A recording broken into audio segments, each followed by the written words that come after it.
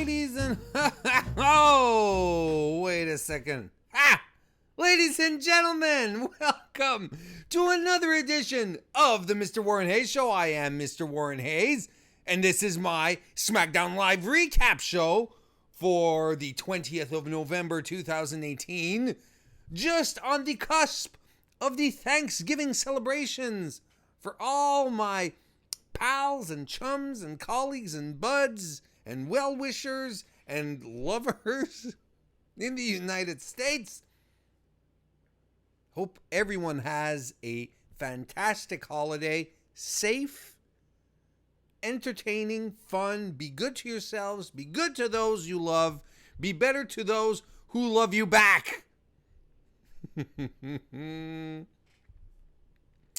So guys, thank you very much for coming over here to hang out. Got a bunch of people in the chat because I do these live. If you're watching these in the future, we're Tuesday night. It's 10:35 p.m. Eastern Standard Time. Raw's been done for almost 24 hours, 23 and a half hours approximately right now. SmackDown's been done for about a half hour. So here we are doing this live. So I do these live every post Raw, every post SmackDown is done live right here on youtube.com/Mr. Warren Hayes. So if you ever have the inclination, you have the feel for it, you want to come over, join the chat. We've got a whole bunch of people in tonight. We have Kristen, Ashley, Tim. We have JPQ, Jason, Blaine. Got a host of folks here. You come in, we chat. It's a lot of fun. And if you are in the chat right now, if you are watching this live, and even if you're watching it later, if we want more people in to come participate, have fun, well, you have to get the link out. You gotta share this on your social media. You put it on Twitter, Facebook, wherever you send it out usually. You give it a thumbs up on YouTube. It's crazy. It's nutty. But YouTube does like it when its videos gets thumbed ups. So all of that does help get more people watching this wonderful specimen of Canadiana here.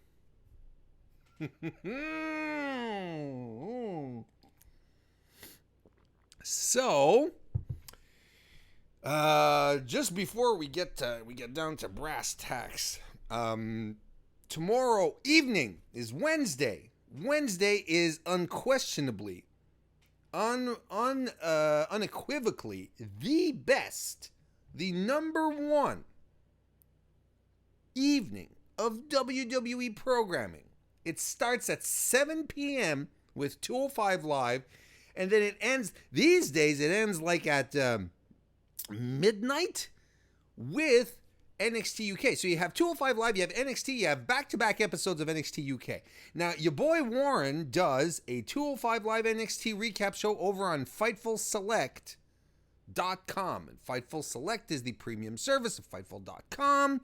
Fightful.com is your number one source for combat news, is combat sports news. You can do combat news, though. That'd be interesting. Instead of, you have the Fighting News Network, and you have the anchors. Like, literally, instead of just having civil debate, you have, like, Antifa dudes and alt-right guys just laying in at each other. Fisticuffs. Good old-fashioned fisticuffs. Let's settle our differences with punches and kicks and groin shots and eye rakes. Let's do that. Where was I talking about? Oh, yeah. Fightful.com. So, Fightful.com premier combat sports news source. This is where you go for your pro wrestling, boxing, MMA news. And if you just want your wrestling news because you don't care about real fights, you go over to FightfulWrestling.com and everything's nice and pre-packaged for your wrestling needs. And then on top of that, there's Fightful Select, which is the premium service. I contribute very proudly to Fightful Select. I do my 205 Live NXT recap show every Wednesday, and these days, because WWE keeps doing back-to-back episodes of NXT UK, well, I have to do an extra show just for NXT UK. Now, there's rumblings that my NXT UK recap show might be free for Thanksgiving. A little something. You never know. I've heard these rumblings. Hasn't been confirmed yet. I'll let you know on Twitter. So you have to follow me if you want to know. But yeah, so I do all of these. I do all these things over there, and there's a whole bunch of other extra content as well. A whole bunch of podcasts. You get recap shows for the Weekender, which is a recap show of all non-WWE programming, Lucha Underground, Ring of Honor, Impact, NWA, so on and so forth. That's all covered in the Weekender. Then you have retro pay-per-view reviews that I do with managing editor Sean Ross Sapp. Those are always fun. We got a bunch ready for you guys. We really do have a bunch of them ready. We have like 18 of them set up. I'm slightly exaggerating. But we do have quite a bit set up and raring to go. So that's cool. Yeah, there's a whole bunch of stuff. You get you get sneak peeks to some articles. You get advanced knowledge of certain things. When Daniel Bryan won the WWE title last week, Fightful Select members were already aware of that spoiler. We knew that. And you can join Fightful Select for as low as $5 a month here, and you're supporting a fantastic new website. You know, people are talking more and more about Fightful, and that's really because of the efforts of one Sean Ross Sapp, the managing editor. Sean puts a lot of effort into what he does. He believes in it, and he works really, really hard. So Fightful is really really entering more and more the conversation, and the site is only 2 years old. There are websites, wrestling news websites out there that have been doing this for decades. Pro Wrestling Torch, One Wrestling, SES Scoops. They've been doing it for decades. Wrestling Inc. And so it's really exciting to be part of something like that where that's new. That's not just dependent on rumors and innuendo. And there's real news, actual stuff going on that's being broken there. Some great scoops. Go check it out if you're not already familiar with Fightful. You're definitely worth it. And then if you like it, send a few bucks by signing up, and then you'll get even more content. So that's fantastic. My chair is noisy tonight. What the?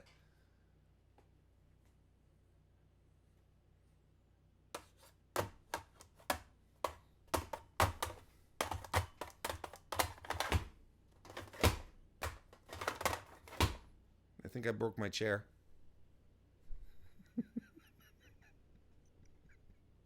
I really think I broke my chair. Now the armrest is like at the level just lower than my thigh. Not my thigh, no, my hip.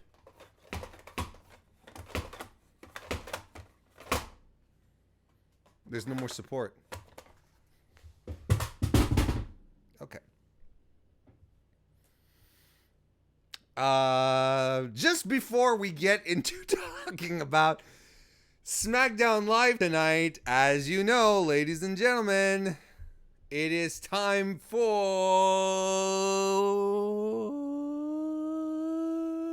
bold predictions. As all you know by now, I go on my Twitter timeline every day that Raw and SmackDown is on. Therefore, every Monday and Tuesday. And I ask my timeline to provide me, inspire me, give me their boldest predictions. And no, not just like, oh, I think Stephanie McMahon is going to show up and she's going to tell Baron Corbin that he can't be general manager. No! That's not good enough to end up on the Warren Hayes Show. You have to go bold. Bold. And I have a few bold ones here tonight. Take a little sip of water here. Here we go. Bold prediction number 1 from JPQ.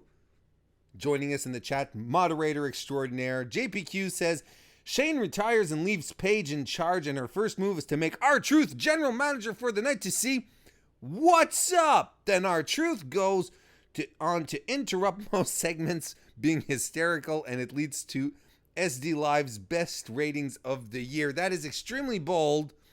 And to be perfect frank, after tonight's episode, we could have used a lot more R-Truth. That was something. That's a great prediction right there. Good job. Next, we have Neil chiming in. Big Show takes to the ring, and he has a deep soul-searching promo about how he made a small but grown man pee himself on TV. And what does it all mean? And what's the point of this life we live? Drops the mic and is never seen again on TV until his Hall of Fame induction. That would have actually been some beautiful resolution there. It would have, not that, and I'm not saying this because I want Big Show off TV. Let's keep Big Show on TV as much as possible. But my goodness, how good would this have been right here? That's a great bold prediction, Neil. Very bold. Next, we have Jacob. Jacob is a regular contributor to Bold Predictions. Jacob says Shane fires everyone on the roster as punishment for the Survivor Series clean sweep and fills the 2 hours by doing karaoke alone. And that is actually very bold and would actually be very entertaining. Good job, Jacob. And then we have Darcy Barker, who says Becky Lynch comes out to the glass shatter, and Stunner Shane, Triple H, and Vince. So, Darcy, do you mean something perhaps like this? This is not Steve Austin. Becky Lynch. What? Becky Lynch. Oh, hell yeah. Becky Lynch. She'll kick your laugh. Becky Lynch. And that's the bottom line. Becky is the man. Becky is the man. This song's for Becky. It's not Steve. I swear that this is not Steve Austin. She's better than Charlotte and Ronda Rousey. She's gonna wear your blood as Irish war paint. She is the man even though she's a lady. She made fun of Seth Rollins and his fire pants. If she really the new Steve Austin, I'm sure that he would be totally cool with that. If I was Steve, I'm not saying that I am. I would say that, Becky Lynch, you're the man. Becky Lynch, straight fire. Becky Lynch, I am scared of you. On Twitter and Instagram, swing a beer for Becky Lynch. Whoa, whoa, hell yeah.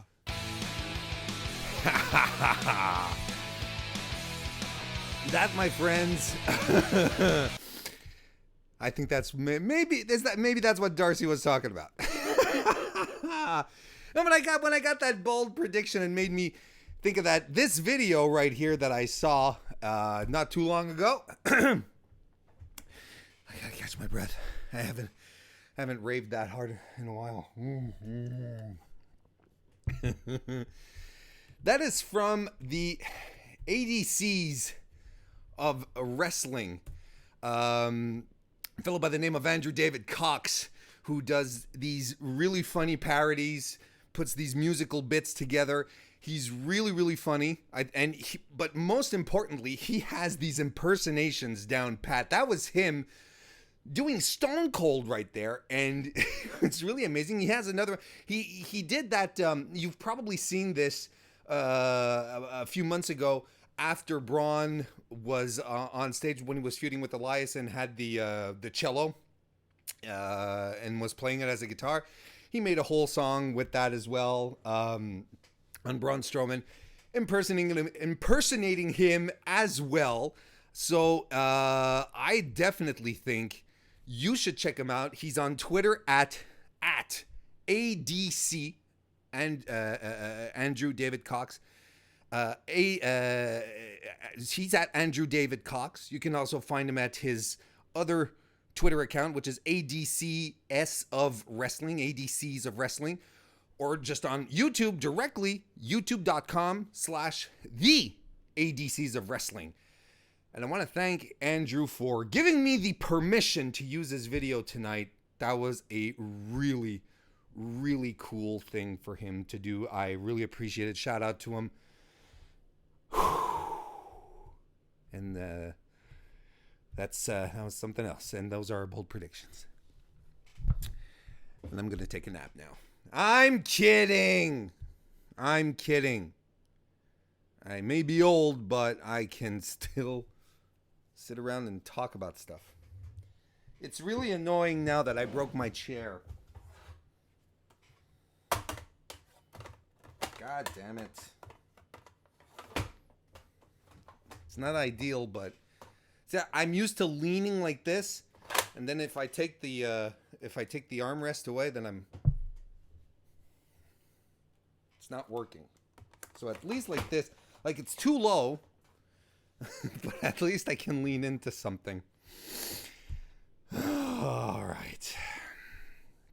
Hey, how's everyone going in chat? How's everybody having it? Felix Acosta has joined us. How you doing, Felix? Everyone's having a good time, apparently. Even Kristen, if you want to believe that. All right.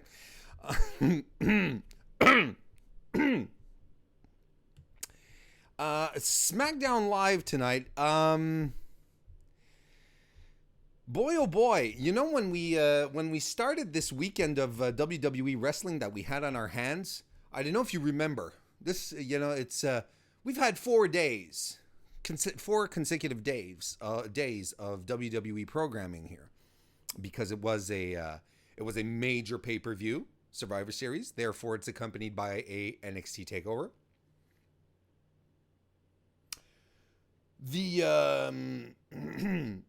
I said this on the Raw show last night, which was called the Downward Spiral, by the way, because I felt that with Raw last night,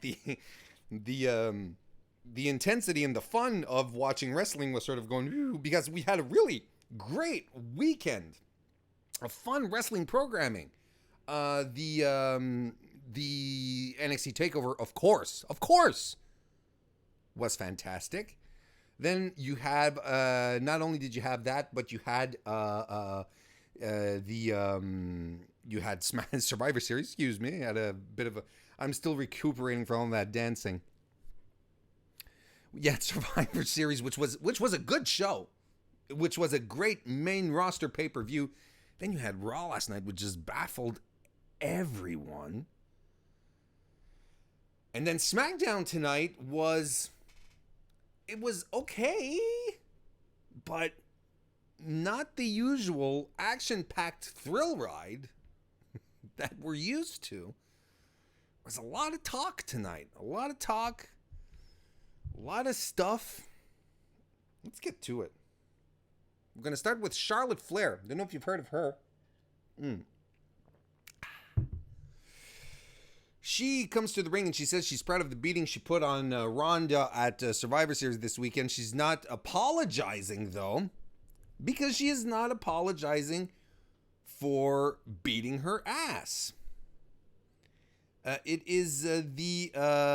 was for the girls in the locker room that she did this, and for the champ. She did it for the champ. She spent half her career fighting against and with Becky Lynch. And last night, Sunday night, she fought for Becky Lynch. I better not do that too much. It'll start making my dog bark. And then it'll really get awkward.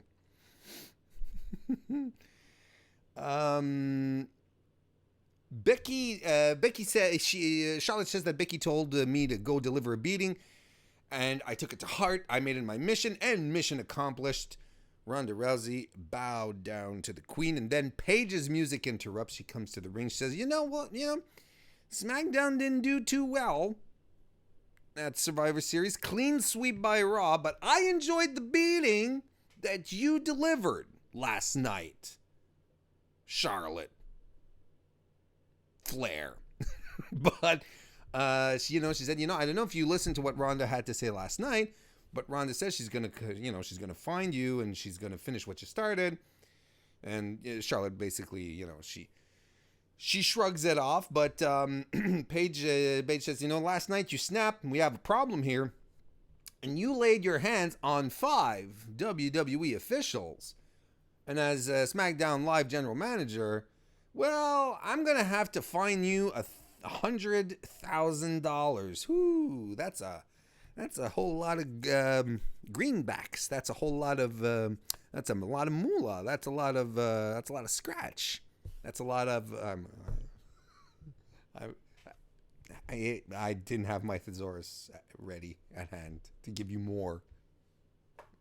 Sorry. So I just want to segue into a thought here. You know how recently, in my recent rants about giving Survivor Series some stakes, other than sibling rivalries and brand supremacy. I was saying, well, why don't we just bring stuff down to its most elemental things? Why don't we just we add money to these stakes? If you don't want to give, like, for me, I think that the best stakes you could make for Survivor Series would be to allow the final surviving members of a team to get the final places in the Royal Rumble. So let's say you're the sole survivor of your team. Well, then you're number 30 at Royal Rumble. Let's say 2 members are left, and there's 2 members are left. Well, you get 29 and 30, and the one who gets 30 is the one who actually did the pinfall or the submission. If there's 3 people, well, I haven't thought that far, so let's move on. The idea of adding stakes also could be done just via cash, a purse. There's 5 members in a Survivor Series team, let's say. The purse is $50,000 for the winning team, split among the survivors. So that's cool. And I think that would actually even go as far as to create some interesting storylines, betrayal angle, so on and so forth. And I like the money aspect because I don't think that's exploited enough. We know these are athletes who get paid money to do what they do. Why not just dangle a few dollars in front of them? That would actually work,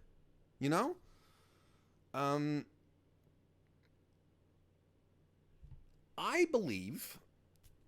believe that, and I just want to mention before I do go on as well. Corey Graves recently, when Finn Balor and Bobby Lashley were feuding, he brought up the idea of money on a couple of occasions as well.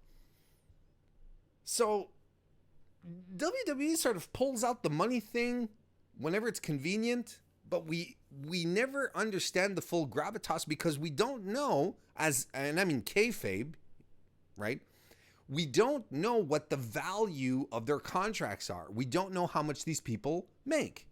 Is $100,000 a drop in the ocean for Charlotte Flair? It seemed to be, because she kind of smirked it off, didn't she? She kind of went, come on, kind of thing. If the spirit of competition was also tied into cash prizes, then we could probably get behind this a little more. So the idea of the fine was like, okay, I'm going to fine you $100,000. And I'm like, so what? I don't know. There's nothing that you never discuss money. So a fine means nothing, really. It's weird. Anyway, so the Iconics come out. They do they do their usual stick with Peyton Royce impersonating things badly, which I like. It's harmless. I think it's okay. And they get to the ring, and Billy Kay says, Charlotte, we're your favorites, so why don't you give us the $100,000? And I'm like, I don't understand the motivation. I don't understand why they went into the ring. I don't know why they did this. The general manager came to the ring to tell Charlotte, hey, listen, you have to pay the company $100,000. Then Billy Kay and Peyton Royce come and they say, why don't you give us the $100,000? And Paige could be like, yo, that's not how it works. I have an invoice. I have a company invoice for her. She has to pay me because she messed up some refs. But that's just me, trying to make logic out of what's going on. Apologies, folks. So we get Charlotte versus Billy Kay because Charlotte wants to fight. She goes in early on Billy Kay, chopping her, takes her down, gets some knees to the face. Kay escapes a figure four attempt and rolls out of the ring. Charlotte goes right back out after her. Kay takes out Charlotte on the outside with a big boot that misses by a quarter mile. But the replay angle was better. It did sell the boot better. Back in the ring, she covers Flair, but only gets two. Billy Kay flips Charlotte off of her, and she lands face first on the turnbuckle. Look good. There's some interference by Peyton Royce that leads into a natural selection, and that is that. Charlotte Flair wins. Not much here. It was fine. But she does challenge Peyton Royce to a match. So since you're here, Peyton, why don't you go it? Why don't you come in and we do it? Well, they decide to start the match during a commercial. So back from commercial, because we don't get the picture-in-picture here in Canada. I can't stress that enough. I don't know what goes on during the commercials. Back from commercial, Peyton Royce has Charlotte eat a knee. Flair catches a kick, then boots Peyton to the face. A little later on, Peyton scoops Flair up, and Flair scoops up Peyton, and Billy Kay attacks Charlotte from behind to force the DQ. The audience is chanting for Becky. They throw Charlotte to the outside.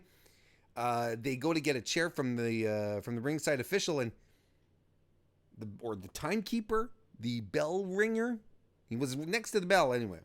And for some peculiar reason, at this moment in time, the timekeeper, he tugs on his chair. He says, no, you're not leaving with my chair. I don't know if there was something special about that chair. Maybe he was expecting company. Maybe, maybe he met a girl. Maybe on a dating application. And he said, why don't you come meet me? I'm working tonight at a WWE event. I'll be ringside. I'll save a seat for you. But in reality, he got stiffed. He got stood up. She wasn't there, not at least at the start of the show. But he held on to the chair nonetheless, just out of pure hope.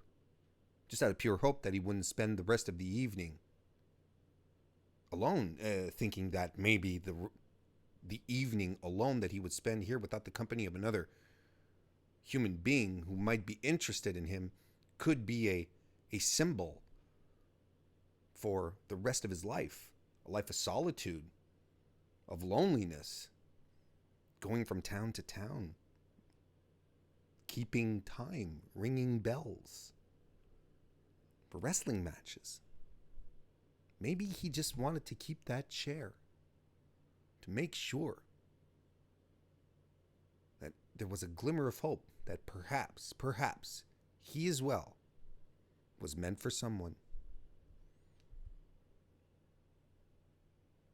No, for some reason he hung on to the chair. He didn't let the Iconics use it, which allowed Charlotte then to turn around and spear them both into the ground. And she starts bouncing their heads off of the commentary table. First Billy, then Peyton, then both at the same time.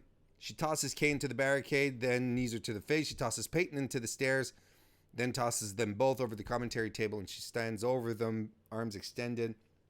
Just before we came into into being here onto my live stream, I was listening. I was setting everything up, scribbling things on my Warren board. It's not a whiteboard, it's a Warren board. Mother always said branding's important. Started getting everything set up. Got myself some water. The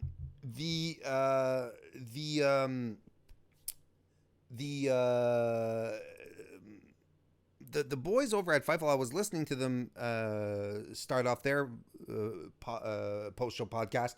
They start at 10:05. So I was listening to them go on, and Alex Pulowski had an extraordinary, pertinent insight. If you're remotely familiar with certain terms of, in the theater world, you've probably heard of an understudy, right? An understudy is typically an actor or an actress who will accompany a star, who is in a major role in a play, and who will follow them, learn their lines, and watch their performances. So just in case the actor who is actually performing, just in case the actor, falls ill or is in an accident or can't perform for whatever reason, well, then the understudy can stand in, but they're usually not as good as the original actor. I feel right here that, and well, Alex pointed this out, and I completely agree, that right now Charlotte was acting like Becky Lynch's understudy. Like they were going for the crazed, angry anti-hero, but the beatdown that she put on the Iconics was not as convincing as what she did on Sunday night, and felt much more contrived and a little forced, to be honest. So, are they trying to make Becky and Charlotte go on the same level? They want Charlotte to be their golden ticket. Becky is not meant, in the mind of WWE, to be their star. They'd love Charlotte to be their star. So it looks like they're trying to reproduce the Becky magic with Charlotte. And on Sunday, to a degree, they achieved it, but through a compelling match that told a compelling story with a fantastic finishing angle. Here, well, it wasn't exactly that. It was like Diet Becky. That said, I have absolutely no problem if you enjoy diet drinks of any kind, but it's really, really strange what they did here and where they're going forward with this. Becky Lynch even aped what happened on Twitter. Someone tweeted directly at Becky asking, "Are you going to be in the room tonight?" And I'm sorry, I don't have the tweet pulled up, but Becky, is the man going to make an appearance? That was the tweet. And Becky responded to that and she said, from what I hear, I did show up. I've been fined $100,000 and I beat the Iconics, meaning that they're trying to do the same thing with Charlotte, which I thought was pretty clever. But it really felt forced. And they don't need to have Charlotte be warrior princess because we already have her. You know what I mean? We already have our warrior queen. What am I talking about? She can be something else. So those are my thoughts on that match here. Let's take a look at chat here. Blaine says it did feel like Charlotte was playing Becky tonight. Kristen says Charlotte has those crazy eyes down though, and I completely agree. Tim says the open match was trash, and JPQ says if it's Becky, Charlotte, Sasha, Bayley versus the Four Horsewomen is going to happen. Expect Sasha and Bayley to get more edgier so they can all come together, and that's my main problem. They don't have to be edgy. I know what you mean, John, but they don't have to be edgy. They just have to be the awesome competitors that we love and that we want. Because the edgy ones are going to be the UFC horsewomen, the true four horsewomen, as opposed to the WWE ones. The WWE ones are going to be the baby faces, regardless. And we don't need them. But I think we legitimately are coming closer and closer to this happening. I really believe we do. We are. We will. We shall. Next, we have a segment of Miz TV. God bless the Miz. He carried this segment like only he could tonight. For realsies, folks. This was a highlight because Miz once again proved to us all that you can give him any situation and he will spin magic out of it. He will make a potentially extremely mundane segment feel special. So he's in the ring and he says it's an honor to have fought with Shane McMahon, and he invites him to Miz TV. Shane doesn't do the shuffle. He's not his spry, bouncy dad self. No, sir. He's a little banged up from what happened on Sunday.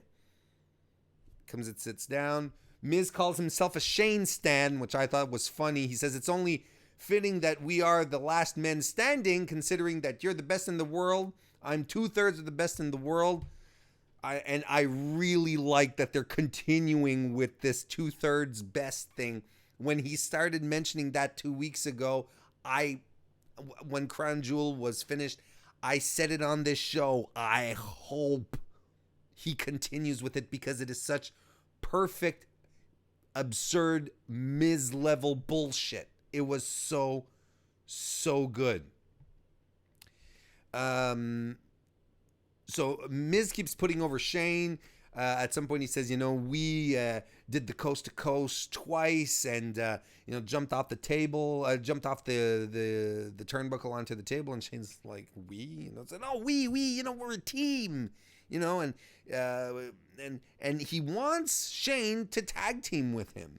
He says, I want us to be the best team in the world, combined. I don't just see a commissioner, I see a fighter, I see a champion. Shane doesn't seem particularly psyched about it. And Miz takes a little offense to that. He says,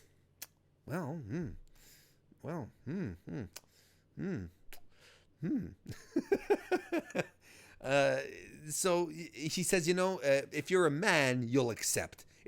And you know what? Not only that, if you're a McMahon, you'll accept, which I thought was clever. And Miz says, you know what? I have something for us. We'll get into the spirit of it. Let's test it out. And he has some jabronis waiting backstage. The Bryants, of course, because they're in LA. 2 tag team specialists, like Corey Graves says. The Bryant brothers. So basically, look, there's nothing much here. It's a jobber match where Miz puts on a show to impress Shane. He's like, hey, look at what I can do. Do you want to tag in, Shane? And Shane's like, no, I'm fine. I'm in pain. Yeah, okay, no, I'll handle this. But then out of nowhere, one of the jabronis rolls the Miz up and pins him. And Miz feels really bad because he was trying to put on a show for Miz. And Miz was trying to put on a show for Shane, I should say. And Shane was like, no, sorry. And that sort of ends the segment. I kind of like this suck up Miz. I don't know where they're going with it just yet. But the interaction that he and Shane have is very, very good. They have chemistry. They have played off of each other really well. And it's continuing. I'm really interested to see where this goes. I don't know how sincere Miz is being here, or if at some point all his plans are going to fail and he's just going to be like, well, Shane, I did all of this for you. set up matches. I did such and such, and you're not excited to be a part of my life. Well, then Miz can go on full angry again.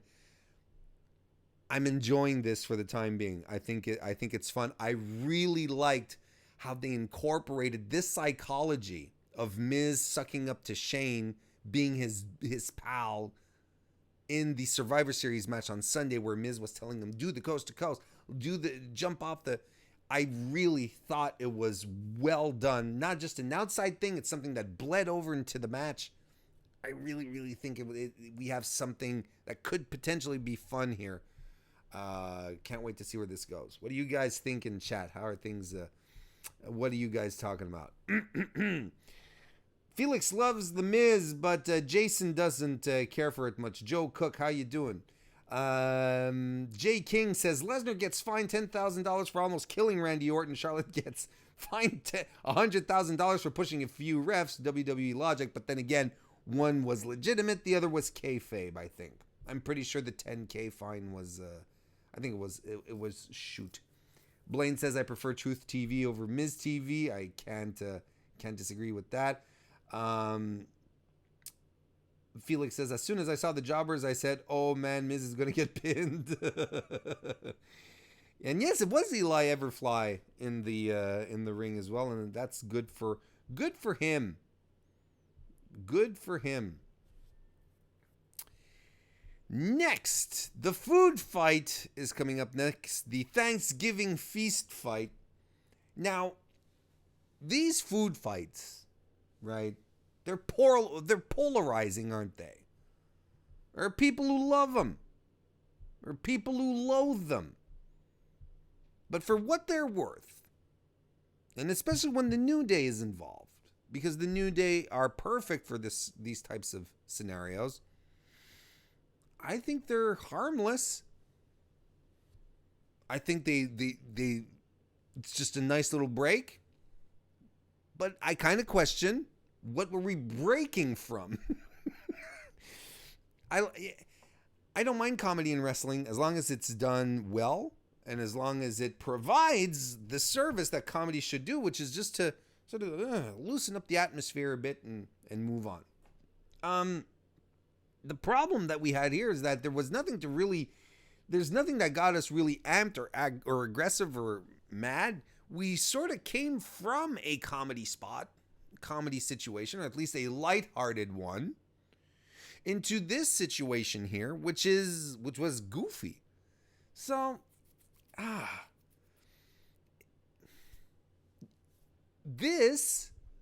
what happened here should have happened on Raw last night. That would have been a nice change of pace. That would have been something that would have felt fresh and good. Because, phew boy, Raw last night was something else, wasn't it? Anyway, the New Day come to the ring. They're dressed up as pilgrims. And Xavier Woods has a 6-1 on his shirt. Referring to, of course, the 6-1, what is technically was a 6-1 win at Survivor Series. Depending who you're talking to, it was either a 6-1. It was either because of a miscommunication in the ring, a botch that led to SmackDown winning. It's not very clear, but I thought that was clever, and Woods actually plugged it as he began his promo, sort of under his breath. 6-1, ladies and gentlemen, and the crowd popped and started chanting 6-1. You guys know, everyone knows, you can realize it when the audience reacts that way. Everybody knows that the 6-0 sweep was bullshit. Everybody knows it.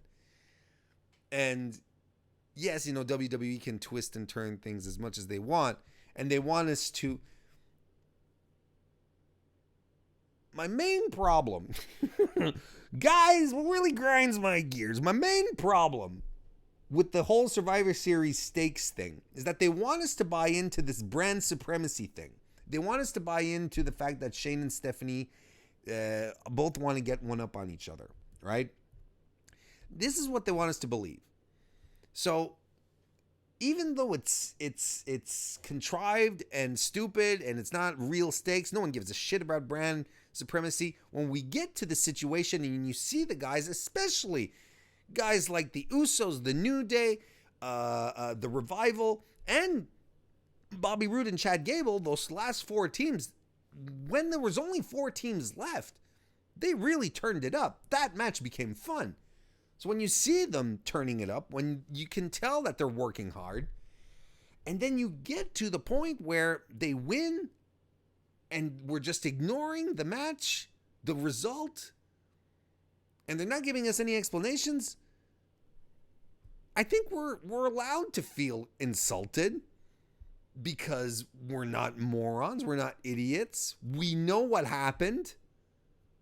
SmackDown got a win. Why aren't you going through with it, WWE? You know, kind of thing. So if they want us to get into these phony baloney, I said it, phony baloney stakes, then for God's sake, at least be consistent and don't try to rework or repackage the results to fit your storyline or whatever, or make some of your these important stake matches happen, because then you're really losing our levels of investment in what you're doing, WWE. Anyway, Kofi says that he's thankful for the tag team victory at Survivor Series. I'm glad that they're bringing it up, that it was cleared in the back. Probably that's pretty cool. Woods is thankful for his 2 terabyte hard drive, so he doesn't have to delete Spider-Man to download Red Dead Redemption 2. Nerd. And Big E is thankful for the 2 big succulent breasts on the turkey. And folks, Big E Langston licking and nibbling on an entire turkey while his hand is inserted inside said turkey is probably all I really needed this holiday season. I hope all of my American friends out there will carry that image into your own holiday celebrations. Oh man, that was fantastic. I love Big E so much. So that brings out the bar. Cesaro says he's not happy about the concept that, you know, it's not Paige that came up with this match. It's you guys. You guys are morons. New Day make fun of the fact that the bar lost their match at Survivor Series and that they didn't. Sheamus basically blames Drake Maverick peeing for having lost the match. That's basically it. Anyway, this all leads into a match here. And while Woods and Kofi were cutting promos, Big E was still just working very, very, very gently at his turkey breast. So the Thanksgiving feast fight happens. We have Big Show laying into Woods. Woods is your babyface in peril for the better part of this match here. Sheamus pounds on him. Then there's a double team clothesline with Sheamus and Cesaro. Woods starts fighting back, but he gets kicked right in the stomach for his work. Cesaro with a basement drop kick. Goes for a cover, only gets 2. Sheamus Woods hits the ropes, and Woods hits the ropes and gets a sunset flip bomb on ya boy Cesaro, which was really nicely done. Hot tag to Kofi, who comes in, takes down Cesaro. Sheamus dodges the Trouble in Paradise, though. Crossbody by Kofi, covers Cesaro to break it up. Big E runs in, takes out Sheamus, then shoves Big Show off the apron, and Big Show lands on a table full of food with all the trimmings are there. Sheamus then goes out to get a turkey. He swings it at Woods, who ducks. Sheamus eats a kick for his troubles. Kofi goes up top with the turkey in his hands and axe handles Sheamus through a table using the turkey.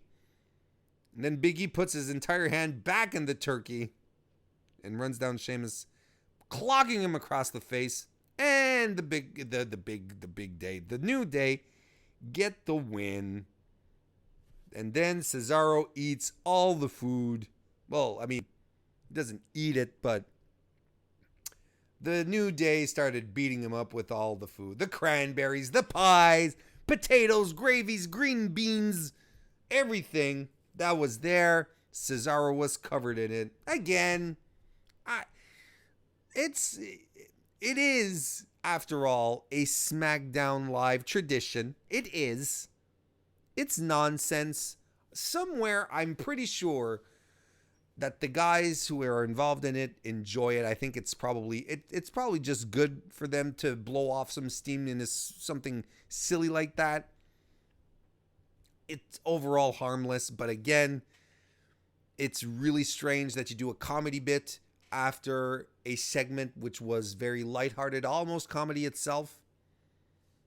The pacing of and placing of things tonight on SmackDown was a little strange. Naomi and Asuka are next, and they're fighting Mandy Rose and Sonya Deville, who seem to have at least temporarily put their. Let's go to Chad first. Let's go see what Chad was talking about while I was talking about the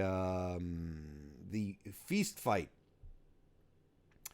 A lot of people talking about Johnny Janela and Eli Everfly, and that's cool. Excuse me. Jason says, New Day entertain children. I'm not a child. There you go, Jason. Good for you for having opinions. No, I'm exaggerating. No, I understand. I understand these segments are definitely not for everyone. The tag match was one of my favorite matches on the card. I guess we're talking about Naomi versus Asuka. Is this the match we're talking about? I'm not sure, Felix, which match we're talking about. Paige and Shane forgot they got swept on the main card of Survivor Series. I don't think Blaine said that. I don't think Paige and Shane forgot they got swept.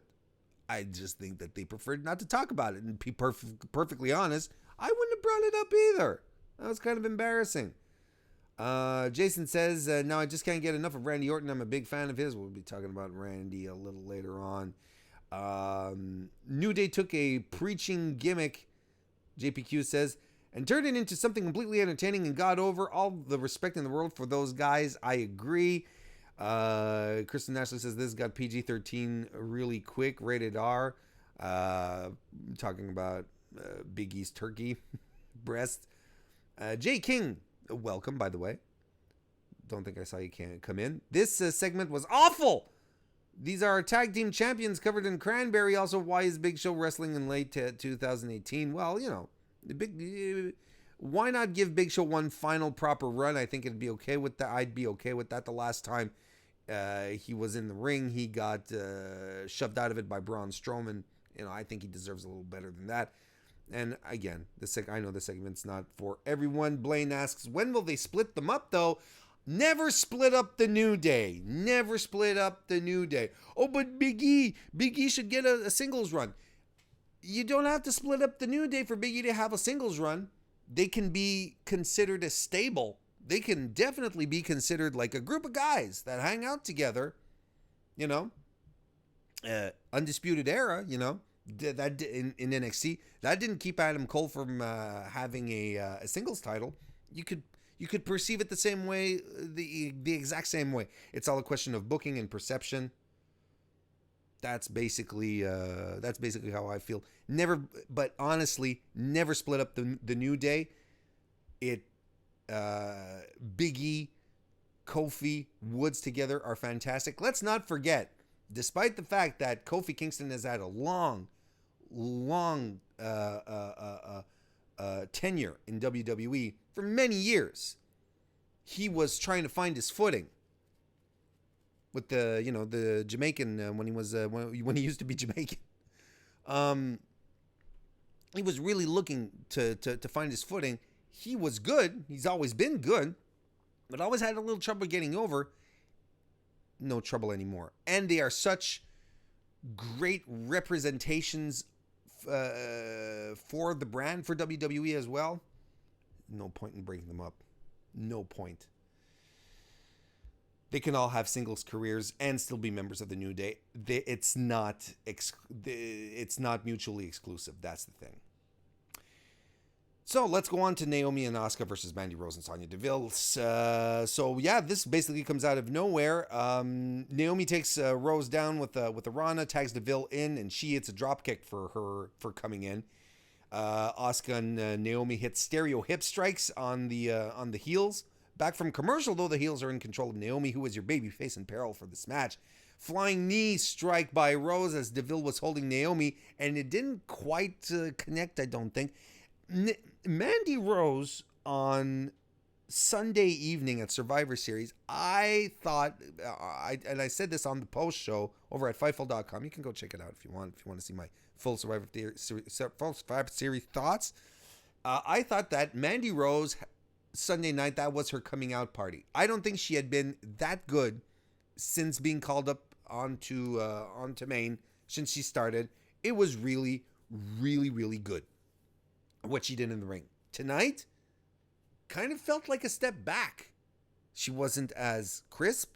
Her offense didn't look as convincing. I was like, is this the same girl who was in the ring and on Sunday? Because, wow.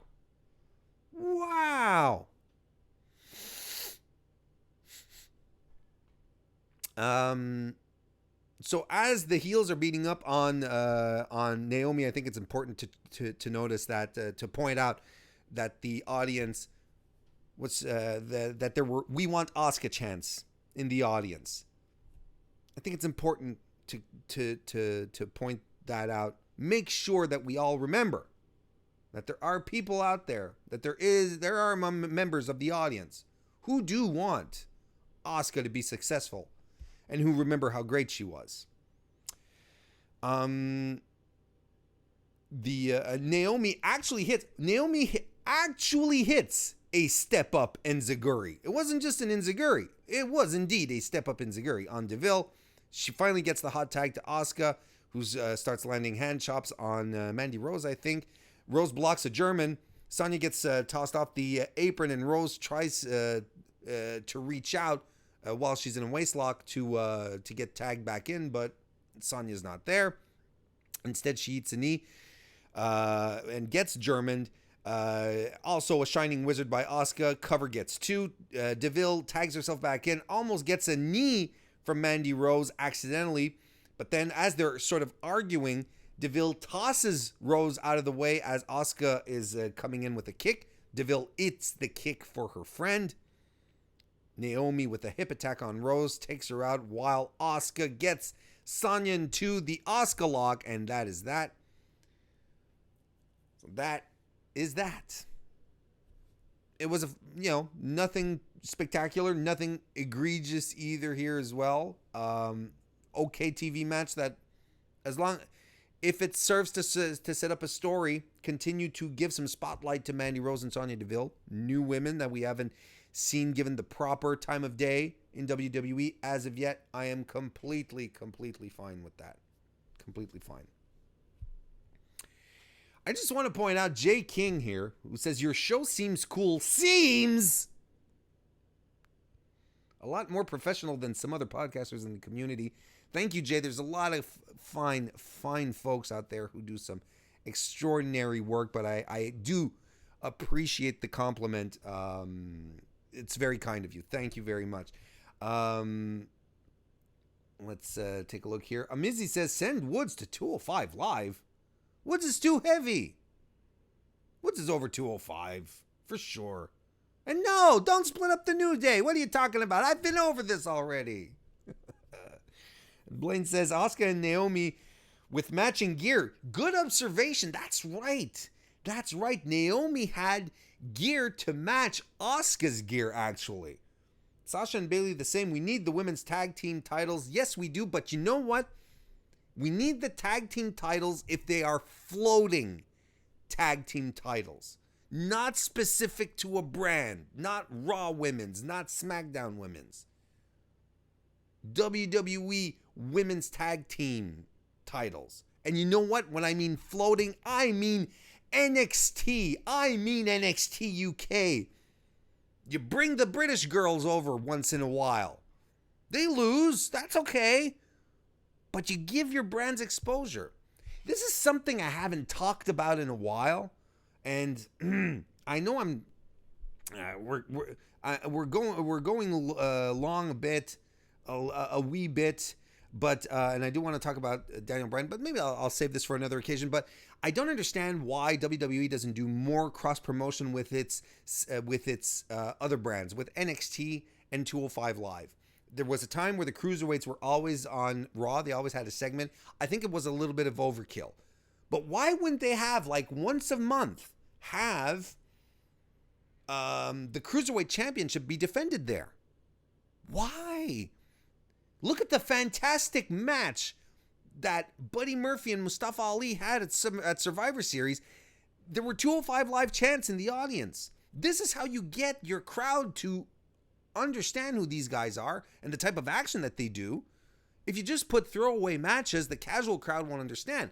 But if you put in matches with stakes, the championship, whoo boy, then you start getting interested. Do the same thing with 205 NXT. Why couldn't the NXT Championship or the NXT Women's Championship be defended once in a while? These are all stars that you're grooming to go up to main roster anyway. Let your audience get to know them a little bit and maybe get them interested in NXT and then maybe get them interested in signing up to your goddamn service.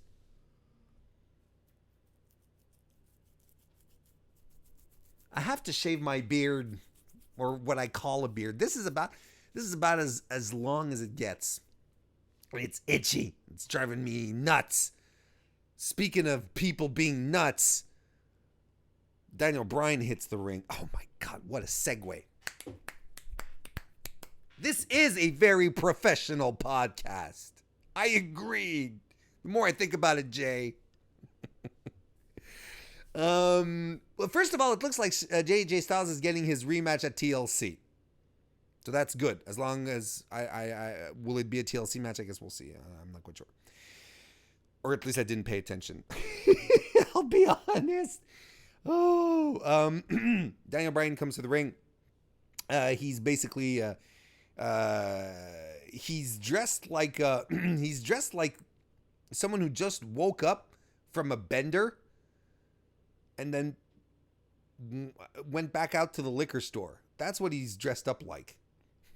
He has the WWE title with him, and he cuts these people. I don't expect these people to understand this explanation. These people, it's the return of you people promos, guys. They're back in fashion in WWE, and I hate them. Yeah, not Daniel, but they had Dean Ambrose do that last night on Raw. You people, and not only a you people promo, but you people smell bad. You people are smelly. So Daniel Bryan comes, and it's these people, because he's referring to himself in the third person. He's talking to someone. We're not quite sure. Honestly, at first, I thought he was cutting his promo to the belt. I don't expect these people to understand, but this explanation is for you. He says that when he retired 3 years ago, it was an act of betrayal, when he gave up on his dreams. But the difference between Daniel Bryan and these people is that he does not accept failure. Daniel Bryan realized his mistake and decided to fight, and saw doctors, and he spent 3 days every day inside a hyperbaric chamber. And he did way more than speed up the healing process.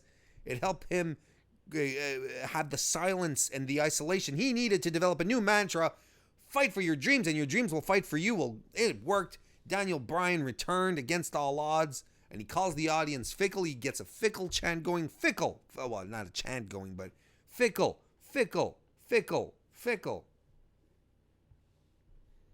I'm telling you, man, these you people promos, they're back in style. And he says he fought back. And he said his dreams indeed started fighting back for him. They started fighting for him. They fought him. They got him to fight AJ Styles and kick him in the balls. Says Daniel Bryan's dreams told Daniel Bryan to let Brock beat the weakness out of him. And you see the old Daniel Bryan that these people love. That person is dead. The Yes Movement is dead. Never give up on your dreams. Daniel Bryan is a little cuckoo crazy now. This is the new. He has the announcer guy introduce him as the new Daniel Bryan. I like this promo. I'll be completely frank. I think that yes, it's another crazy nut bar angle character, I should say. But it would have been real easy, really easy to get really corny or overdo it. It would have been really simple. I thought Bryan did a very good job to stay grounded throughout it all. The one thing, though, that we're going to have to do, if the Yes Movement is over, is we're going to have to get rid of those nameplates on the belt. Yes. We're going to have to replace them with something else. Maybe Fickle. That's what I'd do. You have a nice nameplate on your belt, you put Fickle on it. So, listen, Daniel Bryan's a heel now. Aside from the very cheap you people aspect of it, I thought it was interesting. And there's a lot of things that he said in there, if you've read his book, that connect. You know, he said at some point, you know, if you don't, you people weren't there for the sacrifices, for the arguments that I had with my family who were telling me that I was obsessed about it, for the therapists and the psychiatrists telling me to move on. This is all stuff that really did happen to him. And it's covered in his book. It was a lot of, it put a strain on him, his family life. People telling him, Daniel, you're done, you know. So I liked it. I thought it was okay. Kind of like what like Jay said. It was a fine promo, nothing to jump around like a nutcase for. As opposed to Daniel Bryan, who is a nutcase. But still decent, and I agree. That's a good assessment. I concur. Main event time. Rey Mysterio versus Randy Orton. Rey Mysterio enziguris Orton early on, goes for the 619, but doesn't connect. However, a seated senton to the outside does. Orton goes for Rey Mysterio's mask as we leave for commercial. Rey is in the Tree of Woe. And as Randy Orton is going for the mask, backstage 205 Live's TJP kicks a trash bin around. He's on the top rope. He starts to tear Rey Mysterio's mask off, but like he really does start tearing it off. Like he's pulling it apart, tearing at it literally, busting through the stitches. He's breaking the mask. But Rey fights him off. He goes for a missile dropkick, but Orton just sort of sidesteps. I don't know. I really like that. Mysterio battles back. He DDTs Orton, does a springboard leg drop, sets Orton up for the 619, but Orton catches him. Tries to set him up for the draping DDT, but Rey answers with an enziguri, and then finally he gets the 619.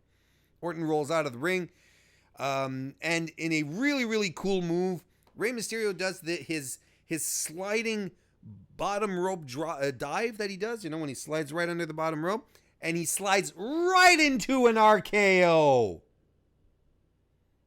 And isn't that what we like about Randy Orton?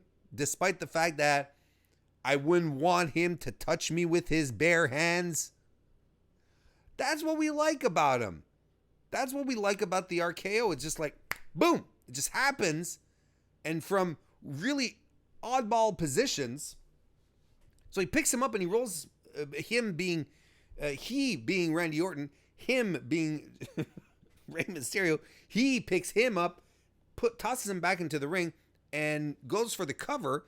No, he doesn't go for the cover. He rolls him into the ring, and I'm like, okay, he's going to cover him, and Ray's going to kick out. Orton is like, I'll just give you another one. Fuck you. And he does. And that is the cleanest, clean win that your boy Randy could probably ever get on Ray. That was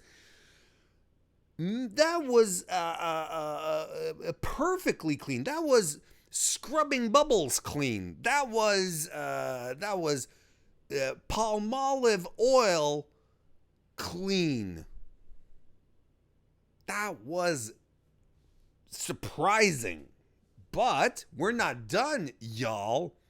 Because sicko Randy Orton grabs a chair, drapes it around Ray's throat, and rams it into the post outside. And then he claims the mask. He reaches down and he just tears the mask completely off Rey Mysterio's head.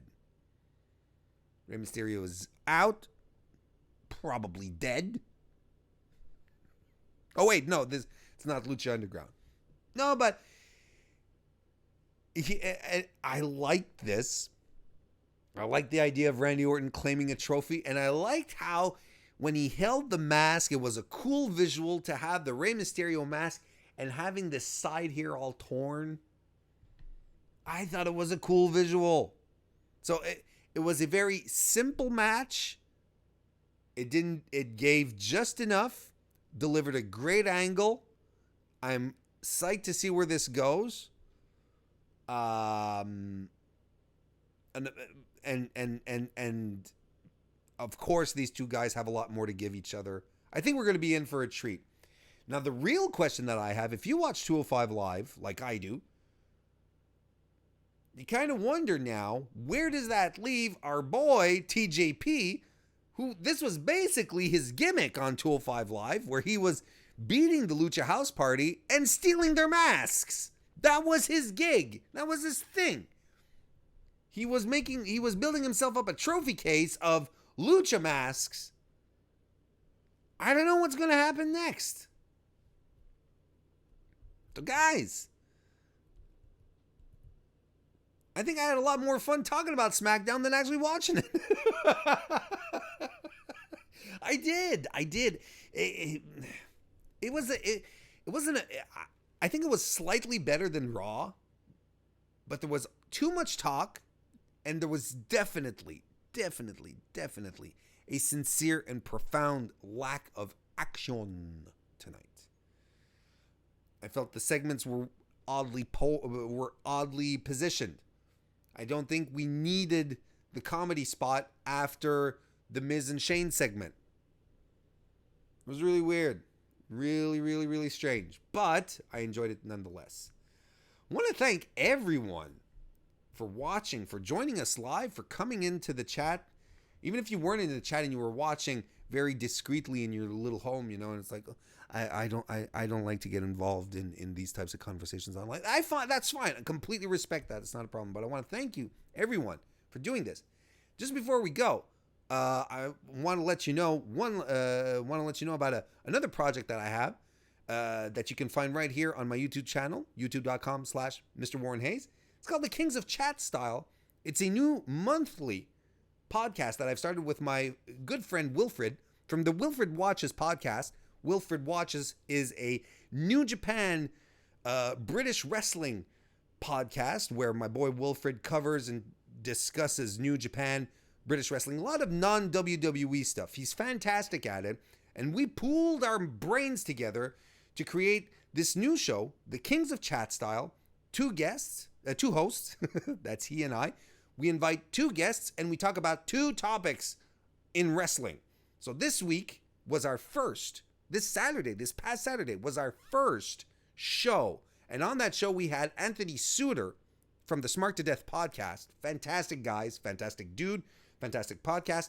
Plus, we had Kristen Ashley who's in the chat tonight, editor-in-chief of Diva Dirt, and we discussed a whole bunch of things, but we mostly discussed comedy wrestling, which was very topical tonight, wouldn't you say? The importance or use of comedy wrestling in professional wrestling, and we also talked about about what it would take to create a new company in the modern age, a new wrestling company, because there were a lot of rumors going around about that. We decided to talk about it a little more. What, not just talent-wise, what does it take, to succeed? Who do you get in your back office? Who do you have working for you? So it's a really cool show. It was our first show. You should go check it out right here on youtube.com/Mr. Warren Hayes. But if you prefer to listen to it in podcast form, because it's mostly all audio anyway, you head on over to your favorite podcasting application. Apple Podcasts, Stitcher, Spotify, Castbox, Podbean, whatever one it is. You look for Wilfred Watches Podcast. It'll be right there. Kings of Chat Style. The Kings of Chat Style. Go check it out. I'd really appreciate you going to take a look at it. Give me some feedback too. Give Wilfred and I some feedback because we want to do it again in a month. And we'd like to know what you think about it because it's something very dear to our hearts. But you know what else is very dear to my heart? All you guys who joined me here this evening, I want to thank you once more for coming out or for listening whenever you are. And I will all see you next time.